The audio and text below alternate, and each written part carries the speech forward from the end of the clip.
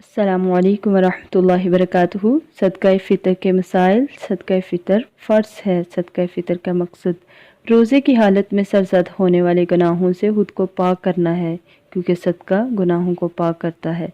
सदका फ़ितर नमाज ईद से कबल अदा करना चाहिए, वरना आम सदका शुमार होगा। सदका फ़ितर के मुस्तहिक वही लोग हैं जो ज़कात के मुस्तहिक हैं। हज़रत इब्न अब्बास से रवायत है कि रसूलुल्लाह सल्लल्लाहु अलैहि वसल्लम ने सदका फ़ितर रोज़ेदार को बेहूदगी और फ़ाहिश बातों से पाक करने के लिए नीज़ मुहताजों के खाने का इंतज़ाम करने के लिए फ़र्ज़ किया है। जिसने नमाज ईद से पहले अदा किया उसका सदका फ़ितर अदा हो गया, और जिसने नमाज ईद के बाद अदा किया उसका सदका फ़ितर आम सदका शुमार होगा। सदका फ़ितर की मिक़दार 1 सा है, जो पौने 3 सेर या 2.5 किलो ग्राम के बराबर है।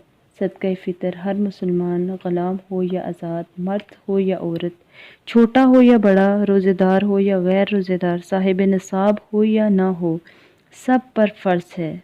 हज़रत इब्न उमर से रवायत है कि रसूलुल्लाह सल्लल्लाहु अलैहि वसल्लम ने रमज़ान का सदका फ़ितर 1 सा खजूर या 1 सा जो ग़ुलाम, आज़ाद, मर्द, औरत, छोटे बड़े हर मुसलमान पर फ़र्ज़ किया है। इसमें वो बच्चे भी शामिल हैं जो 1 महीने या 1 हफ़्ते, कुछ घंटों के, कुछ मिनट्स हुए हों पैदा हुए, तो उनका भी सदका फ़ितर अदा करना होगा।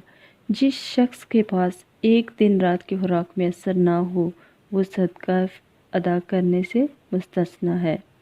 सदका फ़ितर गल्ले की सूरत में देना अफजल है। पैसे भी दे सकते हैं, मगर फूड की सूरत में देना ज़्यादा अफजल है। गेहूँ, चावल, जौ, खजूर, मुनक्का या पनीर में से जो चीज़ ज़ेरे इस्तेमाल हो वही देनी चाहिए अपनी हैसियत के मुताबिक। हज़रत अबू सईद फरमाते हैं कि हम सदका फ़ितर 1 सा गल्ला या 1 सा जौ या 1 सा खजूर या 1 सा पनीर या 1 सा मुनक्का दिया करते थे। सदका फ़ितर अदा करने का वक्त आखिरी रोज़ा अफ्तार करने के बाद शुरू होता है, लेकिन ईद से 1 या 2 दिन पहले अदा किया जा सकता है।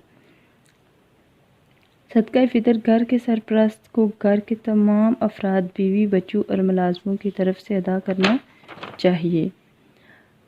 हज़रत नाफ़े से रवायत है कि इब्न उमर घर के छोटे बड़े तमाम अफराद की तरफ से सदका फ़ितर दे देते थे, हत्ता कि मेरे बेटों की तरफ से भी दे देते थे, और इब्न उमर इन लोगों को भी देते थे जो कबूल करते और ईद उल फ़ितर से 1 या 2 दिन पहले देते थे, ताकि ज़रूरतमंद अपनी ज़रूरत पूरी करके आराम और सुकून से ईद गुजार सके। अस्सलामु अलैकुम व रहमतुल्लाहि व बरकातुहू।